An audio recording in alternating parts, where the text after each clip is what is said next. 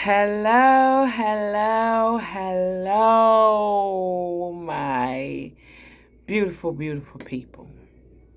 So today I want to come on here and talk about proper form. Form, first let's talk about form in reference to um, movements and exercise.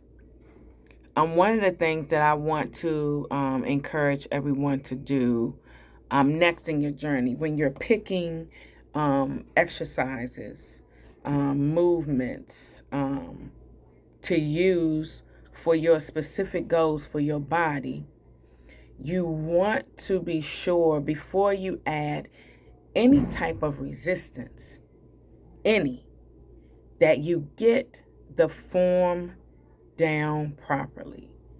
The reason for doing this is because it's going to, one, help the exercise that you're doing be most effective. Secondly, it's going to help you to avoid injury. Injury, which then could backfire your entire progress. Which can hinder you from going forward, which could make you lose your motivation, which can maybe even handicap you from ever doing the exercise ever again, which would then lead you to have to, if you become mobile again, have to pick another exercise, and then you will have to still incorporate the same stance, same approaching of the movement that I'm encouraging you to do now. Regardless of what exercise it is, I don't care if it's just squatting, which is basically sitting, if it's lunging, if it's doing bicep curls, tricep curls, leg extensions, pull-ups, dumbbell rows, lat pull downs, even running. What is the proper form you should have when you're approaching these exercises? I'm going to insert in this video myself doing some basic squats and the form and where I'm holding my body. I'm going to also add in an exercise where I'm doing like some kettlebell swings. And I'm going to add an exercise when I'm doing some deadlifts. And one of the main things that I'm going to point out is when I'm bending over, my back is completely flat. There is no roundness. I am not pulling from my upper back. I'm not pulling from my arms. I'm using my hips and my legs the entire time.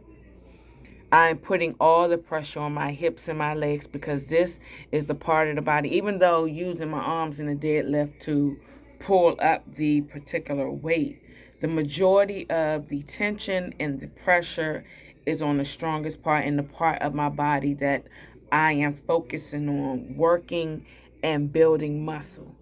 So, again, having that mind to body connection, paying close attention to the particular muscle that you're working, not being distracted, not swinging your body all around, not just doing anything to look like you're doing it and to convince yourself, well, I did it, I got through it. No, don't just do it and get through it. Do it and be focused. Do it and be intentional. Do it and be safe. Do it and have the proper form. And again, before you add any weight, get the form down first. Do a few repetitions, maybe in a few sets. Maybe if you're starting out, add no weight. Just do it because your body weight is enough starting out. Because in the fitness journey and in the journey of building muscle and adding weight, it's about progressive overload. So, meaning progressively, you add more weight, more load than you did previously to continually shock the muscle and give it more work to do and more resistance to work against. So I'm going to encourage you all to just start with your body first. Look up some forms. I'm going to give you a few here. You know, like I said, with the squat, with the kettlebell swing, and with the deadlift. Those are 3 exercises right there that you can begin with if you're just basically trying to work your quadriceps, quads, your hamstrings, your gluteus maximus, which is your butt, your booty, your cheeks, whatever you want to call it. And to build muscle there and to put the most tension there. Another thing that I want to encourage and suggest is moving slow through your movements. Don't swing. Let me reemphasize, do not swing, but take your time. I know it's going to hurt more when you move slower, but that's the point. You're keeping time under tension. Look up the term, time under tension, and the benefits that it offers. You may even have to do less repetitions as long as you stay longer under the tension of the movement that you're doing, which is also going to reinforce the fact that you're staying in the proper form that you should be staying in, because it allows you to stay focused on the movement, so focused on the muscle, and focused on moving in and out. And whatever you're doing, I just use that as an example. The next thing I want to talk about is having a proper form in relationships. Yeah. When you're entering into relationships with people, with God, you need to find out the proper way that they need to be communicated with, that you need to be in relationship with them. Don't just go doing stuff. Don't just go doing stuff. Find out what works for that person.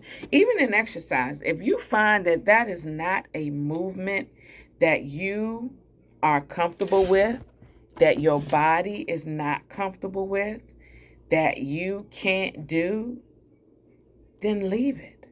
Find another one. It's not that serious. There are so many movements. I know I skipped back to exercise and offer the relationship, but I'm going to get back to it.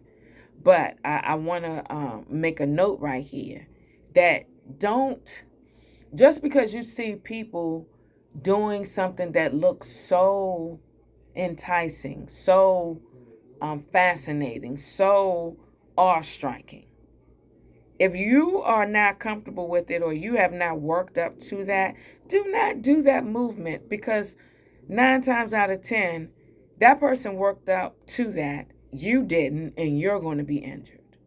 So don't be pressured to do something that you're not comfortable doing. Find where you can find some comfort while at the same time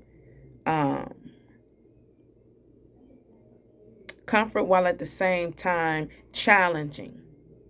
Comfort while at the same time challenging. Those are the exercises you want to look for. It's so many exercises online. I'm not going to go into giving you exercises to do.